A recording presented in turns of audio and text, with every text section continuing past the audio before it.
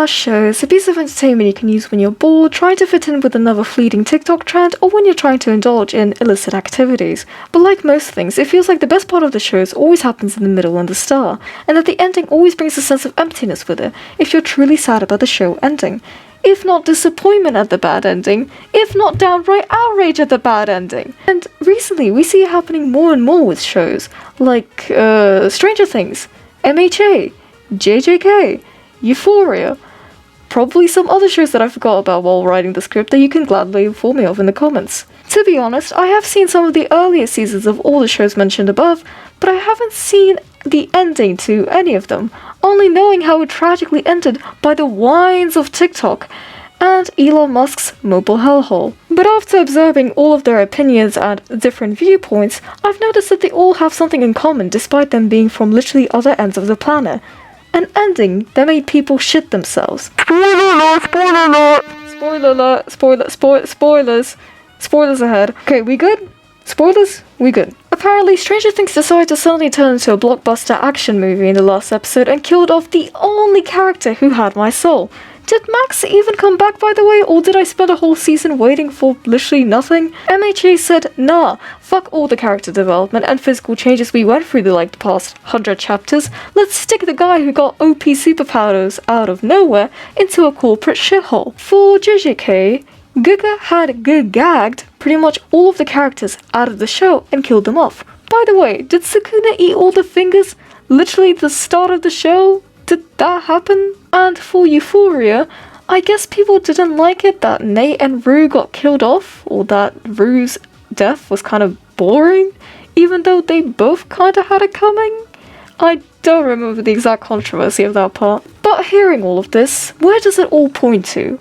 The bigger they are, the harder they fall. Maybe it is the weight and pressure for the directors to end the goated series in a way that satisfies everyone's expectations or needs in a certain way, or in a way that seems fitting for the popularity that the series gained during its peak. Maybe under that pressure, a lot of writers or directors said fuck it and instead disappointed everyone.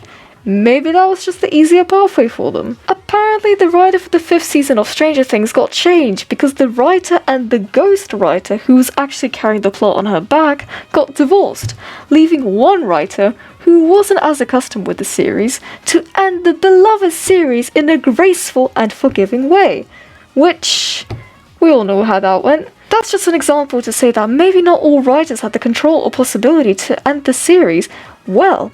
And maybe it was merely a matter of circumstance, which is also debatable whether it's an actual reason or not. But then what the fuck happened to MHA? Was it just rage bait? A pure fucking masochistic desire? Was the vigilante arc so good they knew they couldn't make it better? Might as well drag it through shit?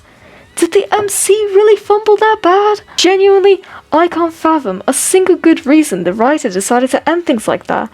Maybe they were projecting their anger onto the series, or maybe it's been a bit since they got laid, since it's MHA. I can't lie. Though JJK's ending does seem a bit fitting though, even if it didn't align with people's expectations. The Shibuya arc pretty much wiped out everything, including the small beginnings of a possibly peak doomed yaoi pair, which might also actually be a reason to the ending. They were so good together that the plot just genuinely couldn't handle it. They had to kill them off. It's like it was for the greater good. And Euphoria's ending was interesting, to say the least. I don't know why Jules would let her girlfriend burn in hell. Damn, go save your hoe. God forbid Netflix hires some actually good writers. Now look, I'm not a TV show analyst and I dare not call myself that. Hell, I barely have 2 brain cells to piece together to try and understand Evangelion's ending. But to my unprofessional, untrained eye, you could really argue that, of all the poor endings, they were just PR stunts. Something to bring attention and views to because of the drama. That, all the writers' brains started to deteriorate after so many years. Though because the series were so popular, you could say that they would have racked views either way, and the annoyingly shit endings was just a letdown to the fanbase who had diligently waited for all of this. but I guess any press is good press.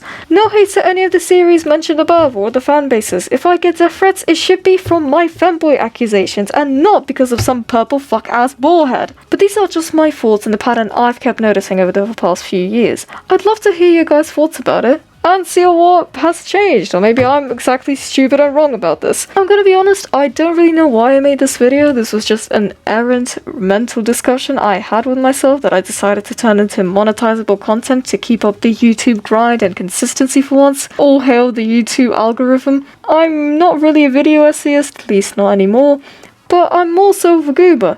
So if that changes your opinion about me, I'm very sorry. Please take care of yourselves and go follow my socials. See, the YouTube grind is going strong, fellas. Okay, bye. I'm taking a nap. Mwah.